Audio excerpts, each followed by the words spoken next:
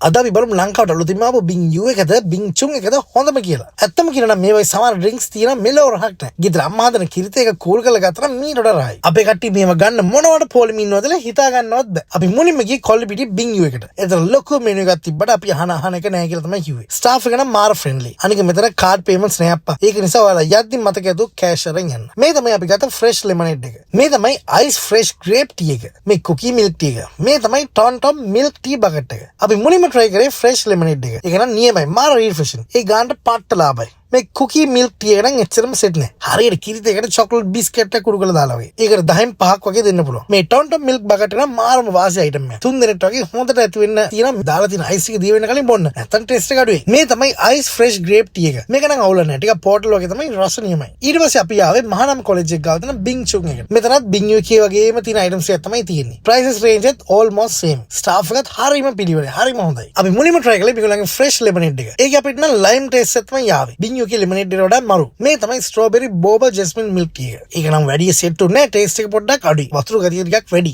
මේ තමයි mulberry boba tea එක. ඒක නම් නියමයි. ටිකක් වෙනස් taste එකක් තියෙනවා. අපේ සෙට් එක ආසාවෙන් ඒක නම් බිව්වා. 10න් 7ක් වගේ එකට දෙන්න පුළුවන්. මේ තමයි blueberry milkshake එක. අපි වෙන රෙස්ටොරන්ට් වල බොන milkshake වගේ උකු ගතියක් නම් මේක නෑ. හැබැයි ඉතින් ගානේ හැටියට රසෙ ලොකු අවුලක් නෑ. 10න් 8ක් වගේ දෙන්න පුළුවන් මේකට. ඉතින් ඔයාලා මොකද හිතන්නේ මේ shops දෙක ගැන? දාන්න බලන්න comment එක. අපිට නම් දෙකම එක වගේ. taste එකයි price range එකයි almost same. එහෙනම් වීඩියෝ එක like කරලා share කරන්න ජය වේවා.